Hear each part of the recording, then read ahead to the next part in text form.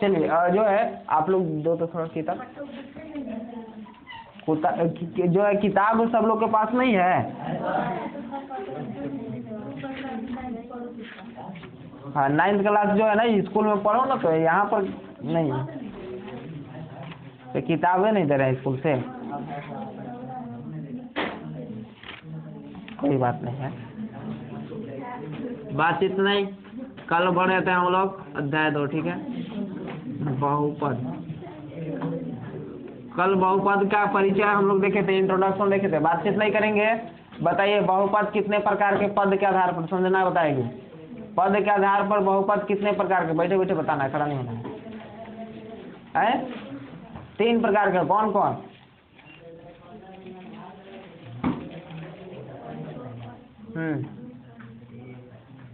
त्रिपदी बहुपद। और जो है क्या बता दिए थे कल जो है शून्यक बताए थे। कौन बता सकता है लड़का लोग में कि बहुपद का शून्यक किसे कहते हैं? खड़ा हो जी, कौन? पुरुषोत्तम खड़ा होकर बताओ जल्दी से, बहुपद के शून्यक किसे कहते हैं?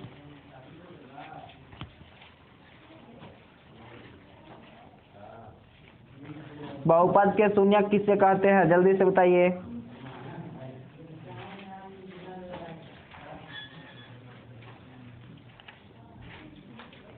नहीं याद है? क्या पढ़ रहा है जी, दिक्कत। चलो आज हम लोग समझेंगे, बैठो। शून्यक याद करने का सीख लिया, ठीक है। आज हम लोग सीखेंगे किसी, बातचीत नहीं करेंगे, किसी बहुपद, क्वेश्चन नहीं है, थ्योरी है, थ्योरी पहले समझ लेना। किसी बहुपद के शून्यक को, किसी बहुपद के शून्यकों और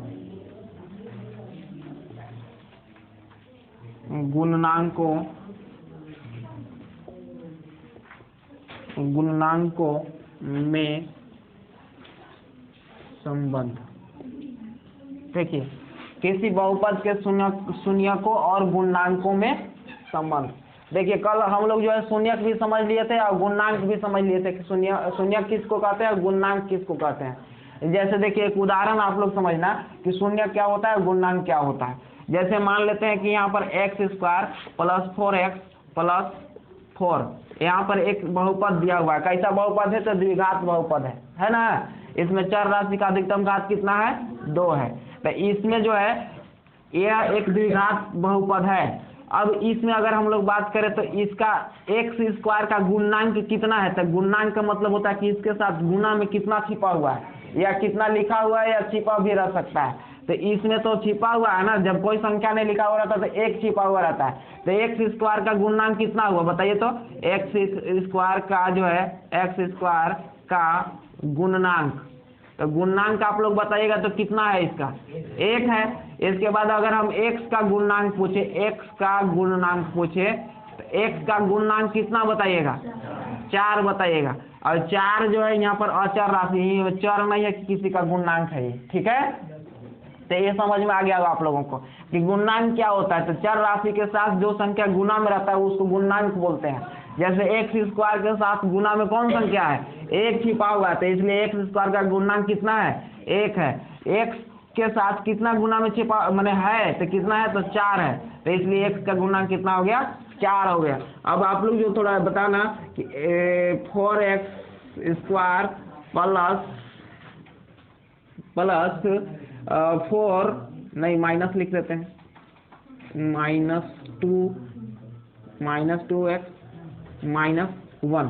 अब बताइए यहाँ पर बातचीत नहीं करेंगे, हम सरोज कुमारी से पूछना चाहेंगे कि x² का गुणनांक कितना है? x² का गुणनांक बता दो सरोज जल्दी से। x² का गुणनांक कितना है इसमें?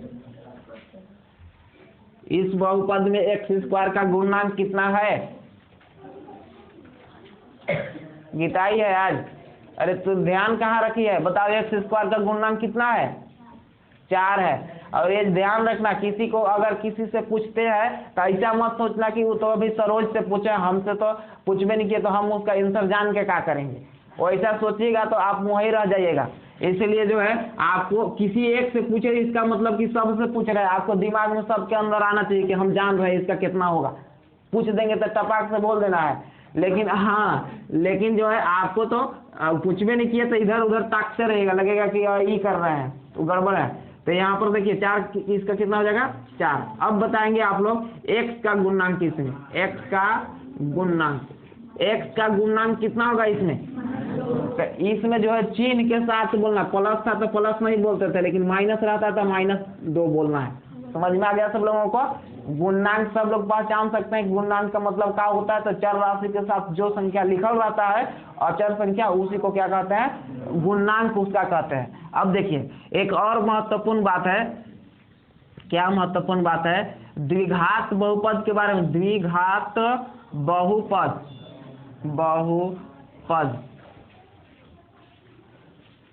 बहुपद इस अध्याय में हम लोग को द्विघात बहुपद के विषय में खास करके पढ़ना है, ठीक है। तो द्विघात बहुपद का मूल रूप आपसे पूछा जा सकता है परीक्षा में कि बताइए द्विघात बहुपद का मूल रूप क्या होता है, जो कि 9वीं क्लास में भी पढ़े हैं। तो द्विघात बहुपद का मूल रूप ax² + bx + c के c होता है। देखिए जहाँ a, b तथा c अचर राशि होता है। देखिए द्विघात बहुपद का मूल रूप क्या होता है, आप लोग जो है ना ये सब लिखते चलना है, ना कि केवल ये वाला लिख लेना है। आपको ये टॉपिक लिखना है, इसको भी लिख लेना ताकि आपको पता चले कि गुणनांक का मतलब होता क्या है। तो ये सब जितना लिखे है ना सबको लिखिए अपने कॉपी में और समझिए आगे। फिर द्विघात बहुपद का मूल रूप क्या होता है, तो ax² + bx + c होता है।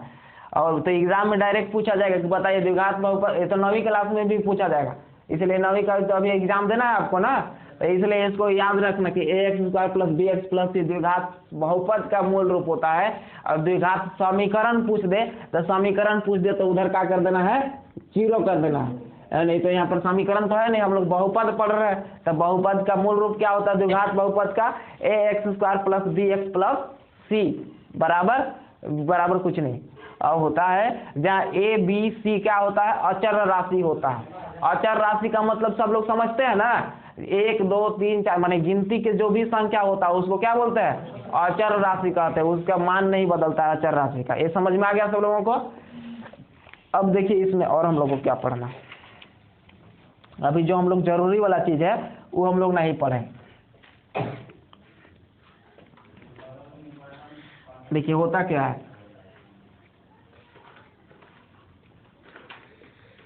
शून्यों का योग बहुपद के शून्यों का योग तथा गुणनांक में संबंध। देखिए 2 प्रकार का संबंध होता है। क्या होता है, बहुपद के शून्यकों का योग तथा गुणनांक में संबंध। जैसे कि बहुपद का शून्य ज्ञात करेंगे, बातचीत नहीं करेंगे। कल हम बताए थे कि द्विघात बहुपद का कितना शून्यक होगा, 2 होगा। रैखिक बहुपद का शून्य कितना होगा, 1 होगा। द्विघात का 2, त्रिघात का 3, 4 घात वाला का 4 से शून्यक होगा। तो उसी प्रकार से बहुपद के शून्यकों का योग, द्विघात बहुपद है तो 2 गो शून्यक होगा ना, तो 2 गो शून्यक होगा तो होता क्या है, ध्यान से समझ लेना। ये संबंध क्या होता है, अल्फा प्लस बीटा। देखिए ये अल्फा बीटा क्या लिख रहे हैं हम लोग, तो अल्फा बीटा जो है हम हिंदी में लिख देते हैं शून्यकों का योग। शून्यकों का योग, बातचीत नहीं करना है और ध्यान से समझना है बात को कि शून्यकों का योग। तो शून्यकों का योग को सूचित कैसे करेंगे, शॉर्टकट में कैसे करेंगे, तो शून्यकों का योग जो है अल्फा प्लस बीटा। अब देखिए अल्फा क्या है, बीटा क्या है, ध्यान समझना। और अल्फा जो है ना हम लोग शॉर्टकट में ऐसे बनाते हैं, लेकिन अल्फा जो है कैसे बना हो रहा था किताब में, तो वैसे बनाने में आपको ना ज्यादा टाइम लगेगा। इसलिए इस प्रकार से नहीं बनाना है, आपको आराम से जो है ऐसे बना देना है, अल्फा प्लस बीटा। ठीक है। अब अल्फा का मतलब हुआ कि बहुपद का एक शून्यक, और बीटा का मतलब भी एक शून्यक, दो शून्यक होता है ना, तो दोनों शून्यकों का योग क्या होता है उसको समझ लेना है। दोनों शून्यकों का योग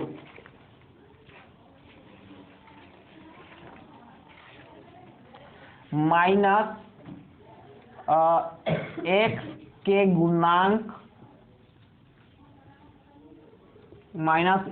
गुणांक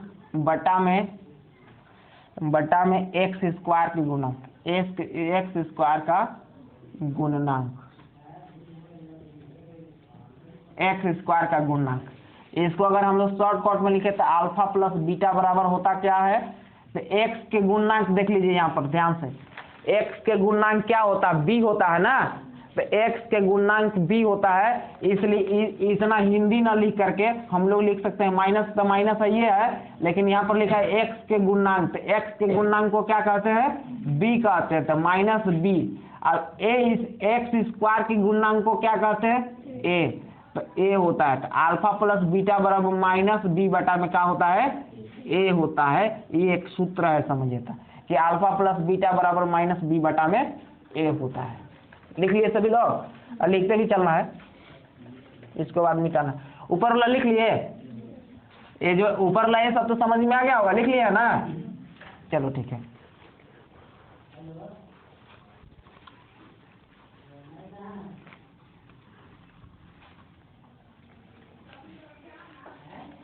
अब जो है अगला संबंध क्या है, अगला संबंध है बहुपद के शून्यकों के गुणनफल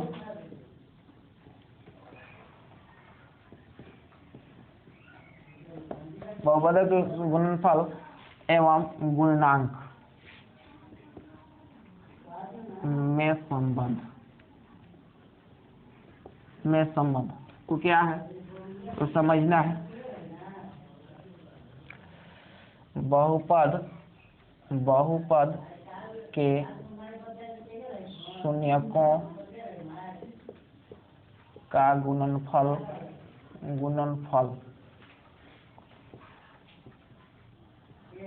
देखिए, बहुपद के शून्यकों का गुणनफल, तो बहुपद का शून्य क्या होता है तो सबको पता, अभी बता दिए कि एगो का अल्फा मान लेते हैं, एगो का बीटा मान लेते हैं, तो अल्फा इंटू बीटा। देखिए जब कोई चीज नहीं हुआ तो आपस में क्या हो गया, गुणन हो गया। यहाँ पर लिखा हुआ है बहुपद के शून्यकों का गुणनफल, तो गुणनफल कैसे करेंगे, तो अल्फा गुना बीटा कर देंगे तो गुणनफल हो गया। तो इसके बीच संबंध क्या होता है उसको लिख लेना है, इसके बीच संबंध क्या होता है उसको लिख लेना है। अचर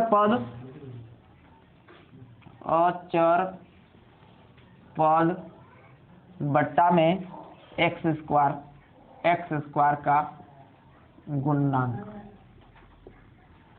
इसको शॉर्टकट में कैसे लिखेंगे, एगो को तो अल्फा बीटा से शून्य को तो सूचित करेंगे ही गुणनफल को, और अचर पद क्या होता है इसमें तो सी होता है, इस लास्ट वाला को अचर पद बोलते हैं ना, इसके साथ कोई चर राशि नहीं थी, इसको अचर पद कहते हैं सी। और एक्स स्क्वायर के गुणनांक को क्या से सूचित करते हैं, ए से सूचित करते हैं। तो देखिए होता अल्फा इंटू बीटा बराबर सी बटा में ए होता है। लिखिए जल्दी से, अल्फा इंटू बीटा बराबर सी बटा में ए होता है। ये फार्मूला, ये भी फार्मूला याद रखना कि alpha plus beta is equal to minus B बटा में ए, अल्फा इंटू बीटा बराबर सी बटा में ए होता है।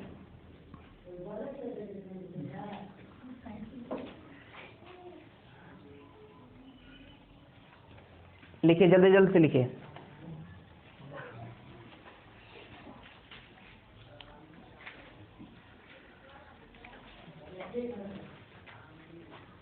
दरवाजा बंद करो तो जी, थोड़ा सा उज्जवल खड़ा हो तो देखते हैं इसमें लाइट आता है इसमें।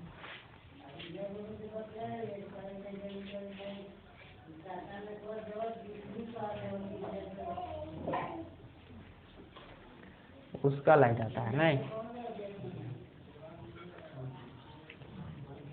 दिखाई दे रहा है सब लोग का ना। चलिए लिखिए जल्दी से। अगर आप लोग को शून्य के योगफल जांच करना होगा तो योगफल कैसे करेंगे, तो अल्फा प्लस बीटा बराबर माइनस बी बटा में ए। गुणनफल तो अल्फा इंटू बीटा बराबर सी बटा में ए। सबको समझ में आ गया। अब जो है अगला है, इसको मिटा दे। सब लोग लिख लिए? सभी लोग लिख लिए है ना? मूल रूप भी सबको याद हो गया कि A x square plus B x plus C होता है। गुणनफल भी याद हो गया और उसका योग भी याद हो गया। अब देखिए आगे क्या समझना है, एक और बेसिक बात समझना है।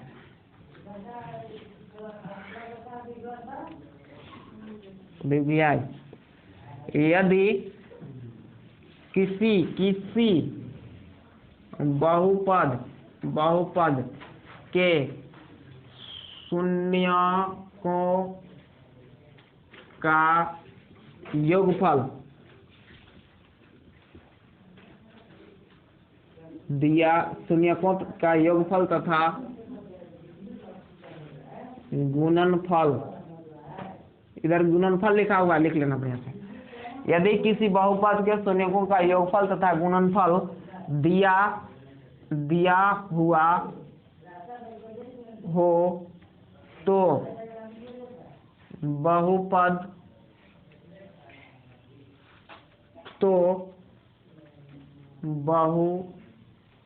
तो उससे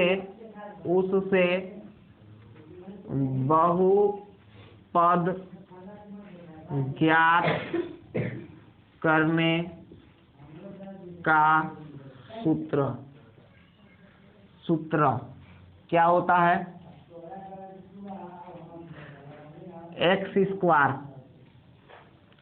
square minus alpha plus beta into x plus alpha into beta. देखिए ये सूत्र है।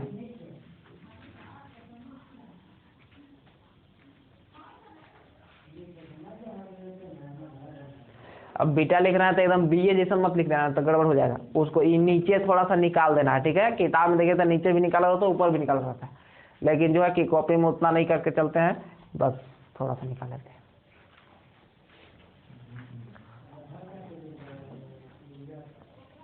लिख लिए सभी लोग? यदि किसी बहुपद के शून्यकों का योगफल तथा गुणनफल दिया हो तो उससे बहुपद ज्ञात करने का सूत्र। तो बहुपद ज्ञात करने का सूत्र क्या होता है? तो x square minus alpha plus beta into x plus alpha into beta. तो ये यहाँ पर रख देंगे शून्यकों का योग, यहाँ पर लिख देंगे गुणनफल, बस हो गया बहुपद। आपको समझ में आएगा जब प्रश्नावली के क्वेश्चन बनाने लगेंगे ना, तब समझ में आएगा कि कितना महत्वपूर्ण चीज है। जैसे कि आप लोग जो है अब प्रश्नावली में आ ही चुके हैं, पूरा थ्योरी खत्म हो गया है।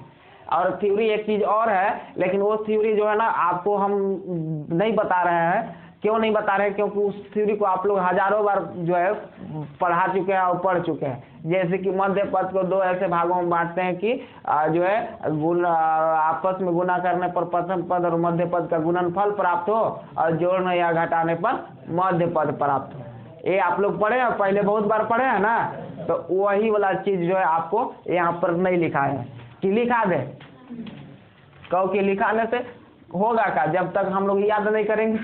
कॉपी में तो ऐसे कई बार लिखा दिए हैं ना शून्य ज्ञात करने के तरीका। तो शून्य ज्ञात करने आपको आना चाहिए, अब नहीं आएगा तो जांच तो नहीं कर सकते। लिख लिए थे सभी लोग ना? चलो, ये बड़ी दिक्कत है, कारण कि जो आप उसका हम जो बोलते हैं उतना आप करते ही नहीं है, और नहीं करते हैं तो उसका जो है सजा सबको भुगतना पड़ता है। एक दो के चलते सबको बताना पड़ता है दोबारा से, और रिवीजन भी हो जाता है। वैसे बात नहीं है। जैसे देखिए, मान लीजिए कि यहाँ पर एक प्रश्नावली का क्वेश्चन लेते हैं। क्या प्रश्नावली का क्वेश्चन है देख लेते हैं। उदाहरण देखो, सबसे पहले ना उदाहरण से चलते हैं। उदाहरण नंबर 2 देखिए सब लोग। उदाहरण नंबर 2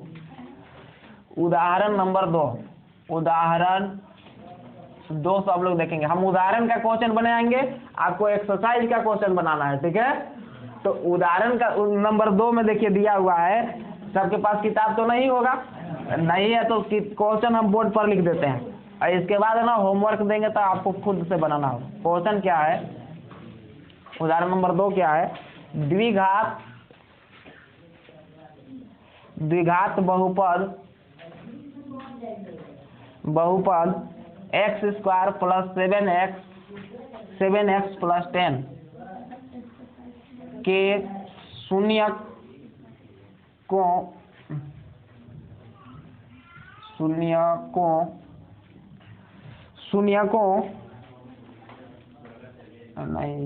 लिखल है यहाँ, शून्यक ज्ञात कीजिए, लिखे तो आप लोग, हम यहाँ पर तरह डाल लेते हैं। शून्यक ज्ञात कीजिए। हाँ, क्वेश्चन लिखिए, पहले क्वेश्चन लिखना बहुत जरूरी रहता है। तो पता चला कि आंसर बना लिए, किताब कॉपी में क्वेश्चन नहीं था, पता नहीं चल रहा कि क्या बनाए हैं।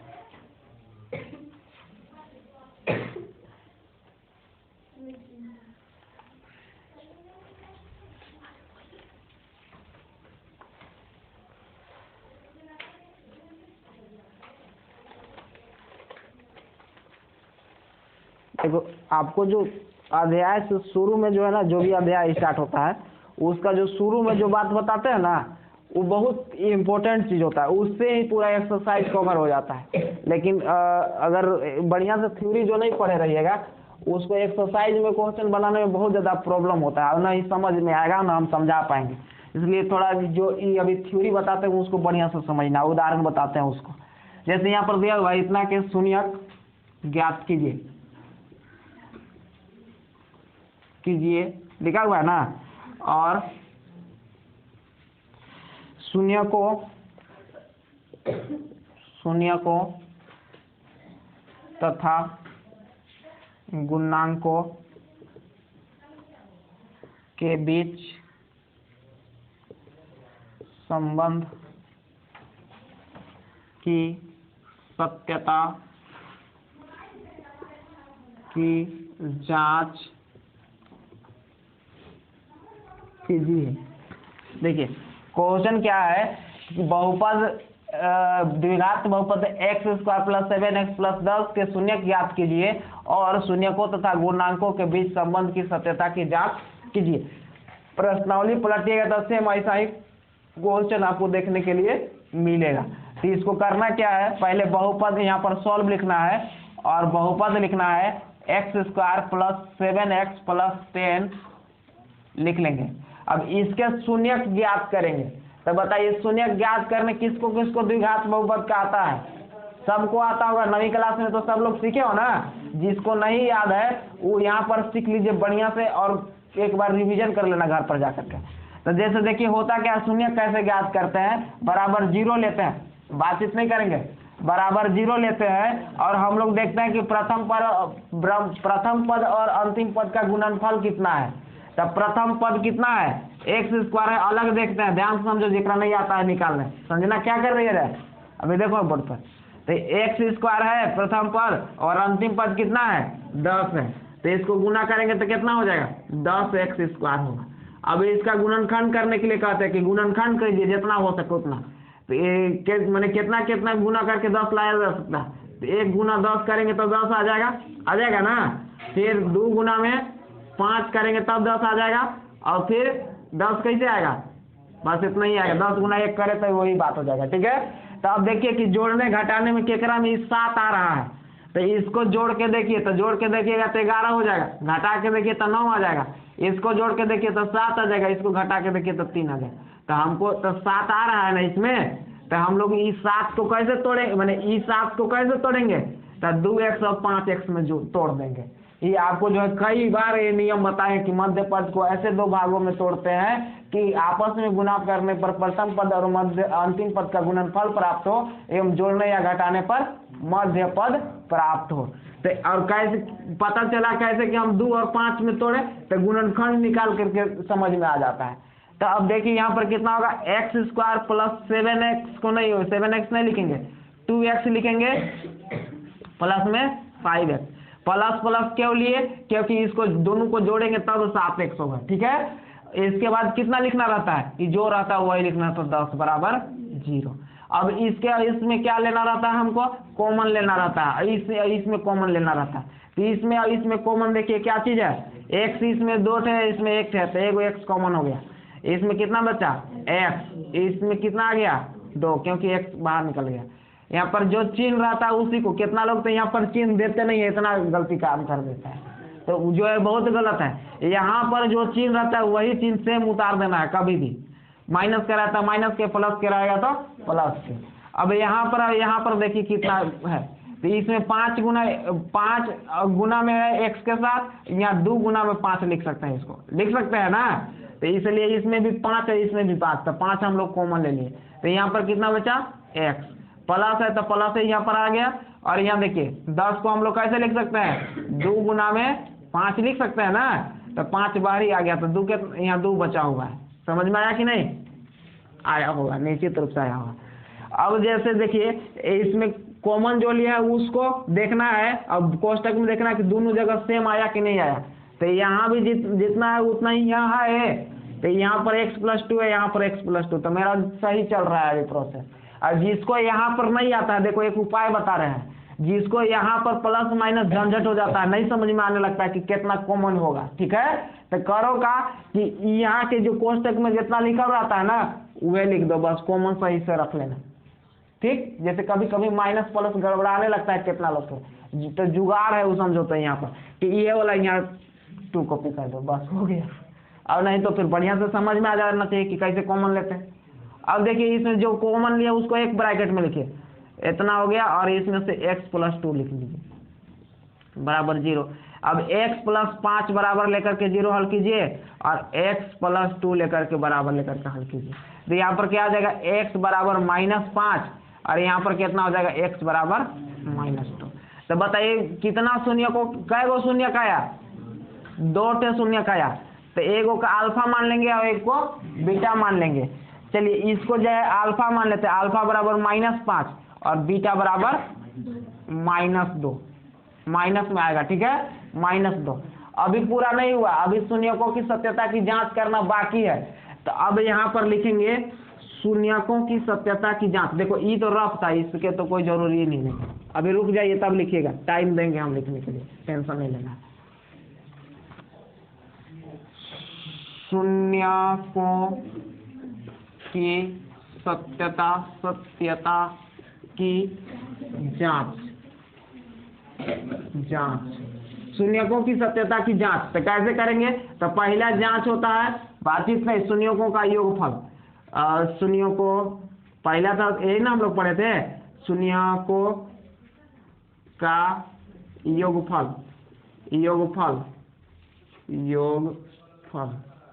बराबर पढ़े थे, क्या पढ़े थे, -b/a, यानी कि अल्फा प्लस बीटा बराबर क्या पढ़े थे, -b/a पढ़े थे ना। तो अल्फा कितना है, ध्यान से समझिए, अल्फा कितना है, -5, बीटा कितना है, -2। चिन्ह तनी विशेष रूप से ध्यान देना है कि यहाँ देखिए प्लस तो होगा ही, लेकिन माइनस में दोगे तो माइनस कोष्टक में कर देंगे, बराबर -b, तो -b तो माइनस तो है ही है, चिन्ह है कितना गड़बड़ाते हैं। अब b देख लीजिए कि b कितना होगा, तो x के साथ जो रहता है वो ना b रहता है, तो b की जगह पर कितना दिया हुआ है, 7 दिया हुआ बटा में a, तो a की जगह पर कितना दिया हुआ है, 1। अब इसको हल कीजिए, तो -5 और -2 कितना हो गया, -7, और इधर कितना आ गया, -7, तो बटा 1 तो कुछ नहीं होता है। तो अब देखिए इधर जितना है उतना इधर है, तो हमारा बनाया हुआ सही है, यानी कि सत्यता की जांच हो गया कि इधर और इधर का दोनों करके क्या आ गया, बराबर आ गया। अब एक और जांच करना है दूसरा का, शून्यकों का गुणनफल, शून्यकों का गुणनफल। तो शून्यकों का गुणनफल कैसे करेंगे, तो गुणनफल का भी फॉर्मूला लिखा है कि c/a है ना। अब देखिए अभी तुरंत कुछ देर पहले जो है लिखा है, आप अपना कॉपी में देख सकते हैं। तो अभी यहाँ पर इसका कैसे होता है, अल्फा इंटू बीटा बराबर c/a। तो अल्फा कितना है बताइए, -5 है, अब गुना बीटा कितना है, -2 है, बराबर c कितना है, तो अचर पद, तो c कितना है यहाँ पर 10 है, बटा में a कितना है, 1 है, तो 1। अब देखिए माइनस माइनस प्लस, 2 × 10 बराबर 10, दोनों ओर बराबर आ गया ना, तो ये भी सही हुआ। यानी कि हम जितने भी प्रोसेस किए वो सब क्या है, सही है, हमारा आंसर आ गया। अब देखिए ये सब लोग बना लिए, मैंने बना लेंगे, समझ में आ गया सब लोगों को कैसे जांच करना है, कैसे शून्य ज्ञात करना है। अब जो है थोड़ा सा रुक जाइएगा, यहाँ पर हम बता दे रहे हैं एक और उदाहरण इतना में, इसके बाद टाइम हो गया खत्म कर दें। हाँ इतना ही मिल जाए। उदाहरण नंबर, किताब है सब लोग के पास ना, तो उदाहरण नंबर अगला देख लीजिए, तीसरा नहीं चौथा देख लीजिए आप, ताकि आपको जो है एक्सरसाइज के क्वेश्चन बनाने में आसान हो। देखिए उदाहरण नंबर 3, उदाहरण नंबर 3 में क्या दिया हुआ, शून्यकों का गुणनफल, योगफल और गुणनफल दिया हुआ। ध्यान से समझिए, आप लोग देखिएगा तो देखिए यहाँ पर लिखा हुआ है कि 4 ना, उदाहरण नंबर 4, ठीक है, उदाहरण नंबर 4 में क्या चीज दिया हुआ है कि एक द्विघात बहुपद ज्ञात कीजिए जिसका शून्यों का योगफल और गुणनफल क्रमशः -3 और 2 है। -3 और कितना है 2, ऐसे दिया हुआ है। पहले नंबर में योगफल दिया हुआ रहता है, दूसरा का नंबर में गुणनफल दिया हुआ रहता है। आपको ज्ञात क्या करना है, बहुपद ज्ञात करना है। देखिए ध्यान से, यहाँ पर योगफल दिया हुआ है, यानी अल्फा प्लस बीटा दिया हुआ, अल्फा इंटू बीटा ही दिया हुआ है।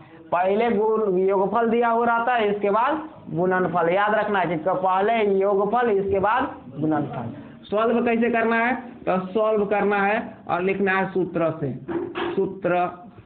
तो सूत्र क्या अभी बताया आप लोगों को, x² minus alpha plus beta in x plus alpha into beta. तो x के जगह x² की जगह x², माइनस की जगह पर माइनस, अल्फा इंटू बीटा की जगह पर -3 रख देंगे, -3 और x लिख देंगे, प्लस अल्फा इंटू बीटा की जगह पर कितना रखेंगे 2। अब देखिए एक स्टेप यहाँ पर और थोड़ा सा चल जाएगा, x² माइनस माइनस क्या हो जाएगा, +3x हो जाएगा, +2 हो गया। यही आंसर